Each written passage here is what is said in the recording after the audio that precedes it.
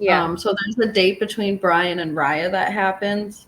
And what I noticed is that Brian and Raya spoke to each other and actually did end up finding a connection between the two of them. I don't remember what they talked about, but I remember specifically that they did not talk about the incident that happened the night before. They did not No, talk they about didn't. it.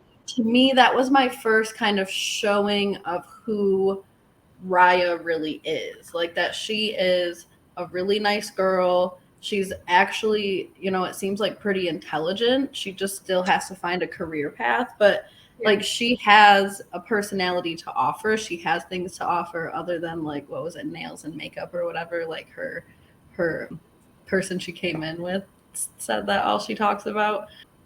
So to me, I thought like if you're going to go on a date after all of that stuff goes down, talking about what just happened and kind of even like maybe even shit talking Lisa a little bit would have been like low hanging fruit. And she totally could have bought into that and been like, this is why I'm better. And they could have had that whole conversation, which is kind of what happened in Lisa and Trey's date, or at least that's how it started off. It all got started off talking about the facepalm. Yeah. So I thought that Brian and Raya's date actually showed a lot of substance and again kind of showed like what they could really do for each other in that time. So that's what I took from it. Seems like Raya wants to actually get deep with whoever she ends up spending the time with. She wants to learn more about herself. And she did not take that opportunity to talk badly about Lisa or even to talk herself up, like despite Lisa. I thought that was really admirable. Yeah, and it kind of tied together the other scene with Trey to me, where she was kind of tearing up about, what if I don't want kids? And I guess it's more out of a fear that she will lose another baby because she lost the baby that she was pregnant with 2 years ago. But then they do go to Trey and Lisa, who had a really good date too. They mainly bonded on like the activities and things they like to do, like basketball and stuff. But it seemed like they had a really fun time, and I think that's what Lisa needed after whatever they showed before. So it was really nice to see her like laughing and having a good time with Trey. For them, they would be a good couple in that because in their original relationships, they kind of have to be like the driver all the time and be the one who's always planning and doing all the things and like thinking of the future. But I feel like with the two of them together, they feel more secure that the other person is doing that as well. So they're able to kind of relax, where I don't know if either of them really can kind of like let their hair down with their original partners because they feel like they have to be the provider. Seems like both of these couples swapping ready for that to happen at this point. Like I was just so excited.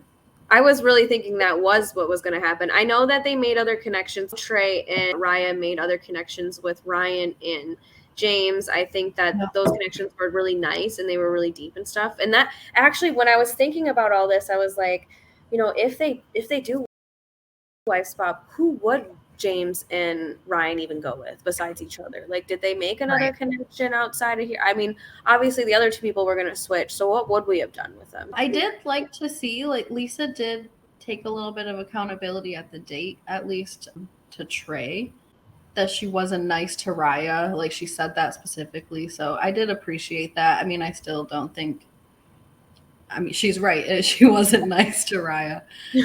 So I was hoping that we'd be able to see, when they get together at that table, that Lisa could, hopefully take a minute to talk about how what she did, first of all, wasn't okay to Brian and apologize to Raya. So I was hoping to see that soon because she knew she was wrong. But as the next thing is, she isn't there. She isn't at the table, and neither is Brian, and neither is Vanessa Lachey. It's just Nick Lachey and the 4 couples. Netflix, let's get more couples next season, please. Yeah, like please. At least 7. Maybe. This is my plea to you if you're watching this for copyright or whatever. Like, please get more couples on these seasons. Maybe like 7. Two. At least 1, maybe 2 are gonna drop out. Just please. Anyways, Nick Lachey decides to sit at the table and make this big dramatic, well, as you can see, at the end of the table, there's 2 empty chairs. Basically, he drops the bomb that Lisa took a pregnancy test and it was positive, which blew my mind. And Me too. it blew my mind. I was shook from it. I was looking up this girl's social media left and right, trying to prove she had a baby or something. Like I know they're in contract, they can't have that stuff up there, but I'm still like looking for a clue, you know. This season was really heating up at this point. I was getting like really excited. Because as much as I don't want to say this, I really thought she was just saying she was, and she wasn't. I'm sorry, but I really, truly, like, that was my first thought. I was in denial too. Just because of how everything went down. I was kind of sad to not see them kind of grow from that whole experience of picking these other people and having to do that. I mean, I definitely think the season would have been a lot more interesting if they did, but sadly, they weren't on the show. And I think that why Vanessa Lachey wasn't there is because she's been getting a lot of hate on these asking about pregnancy stuff. So I think maybe Netflix was like, maybe we'll just have Nick announce this one. Yeah. But that's just a theory. I know, and I think you're right, because we'll see in later episodes, the next time that we see Vanessa Lachey, she does end up giving a monologue about her life and tears up and, you know, just does a little bit too much, as we, you know, have known and loved Vanessa Lachey to do. So I think this was not the time and place for her to have a monologue, to be honest. Like, this was a pretty shocking moment in this whole like season, because I mean, it really did change the whole course, as we'll see, of the whole series from now on. So you do see their scene in the next episode. You see Lisa in a hotel room, it seems like, or some room by herself, and Brian awkwardly gets there, which you have a theory that it's a recreated scene. I do. I don't know. It didn't come across to me as like the first time that this man learned that he was having a baby, nor the first time that she told him that. If you're going to take a pregnancy test, you're going to call the dude and be like, hey, this is what's happening. So, and I don't blame them. I'm certainly not mad that we didn't see like the full genuine reaction. I don't think that that's any of our business, but I don't know. They just didn't come across as like very good actors to me, I guess. So I don't know. It just felt awkward. You know, just because that she is pregnant does not mean he needs to get married to her. That's pretty much the main thing we get out of it, besides she's pregnant. We don't really understand what made her think that she might be to take a test. They don't really explain like how we got to her taking a test. Why don't they do physicals? Like, don't they check for this before? Like, wouldn't this be one of the first things that happens is a pregnancy test, especially before doing a show like this, because it really can ruin the entire season if somebody comes up pregnant. Yeah, I just think it's a huge shortfall on Netflix's behalf if they're not pregnancy testing women before that they come in. Yeah. And if they aren't, they certainly are going to be doing it now, because they really did kind of ruin the season. So they dropped the ball on that one. I think that was a lot of the entertainment for the first 3 episodes, and it really, I mean, they got a lot of nice people. The thing is they got a lot of nice people on this season. So they're really not problematic. When you have like the little meltdowns and stuff, like that is the nice juicy meat of the stuff. Like, yes, we don't watch reality TV to watch kind, nice, well-adjusted humans. Like, it's nice to have that in there and get that nice break from like some of the drama. Sometimes you don't want just that. You do want something that'll keep you hooked and keep you like, oh wow, like you do want a shock factor, and Lisa was bringing the shock factor. All of my notes, episode 1 and episode 2, were about Lisa and Brian and their date and their drama. And as soon as I really kind of realized in this first scene that they're not going to be involved in filming anymore after this, I was a little sad. I'm like, why even watch? It's better. Obviously, we're going to get to know the rest of the people now.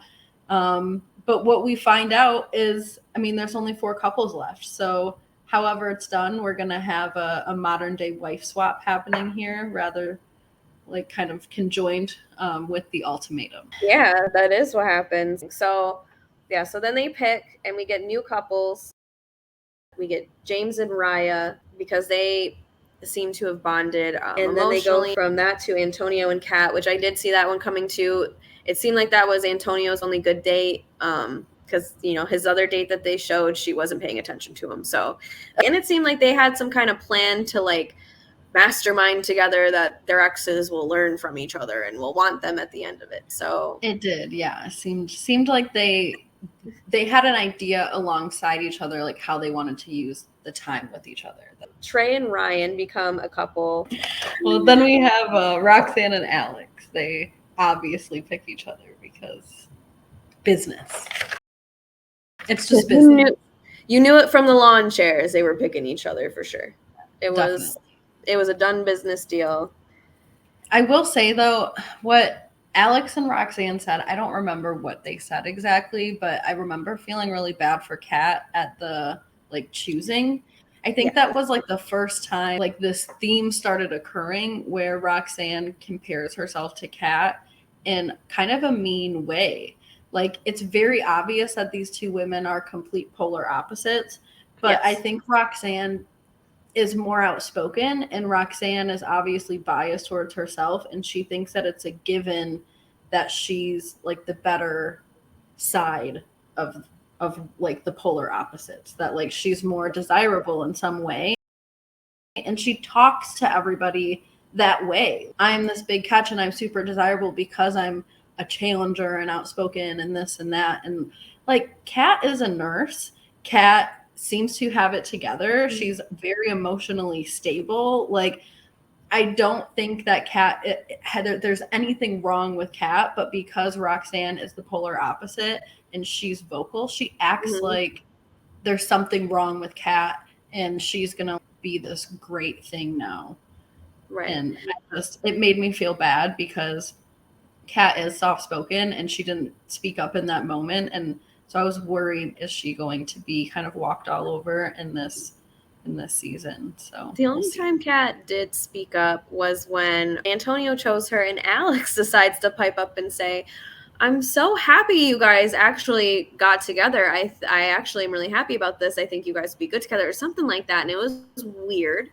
And Kat looks at him and she goes, we're supposed to be jealous. And I did feel really bad because then Alex goes into this spiel of, I like Kat for she's kind and sensitive or patient or something like that.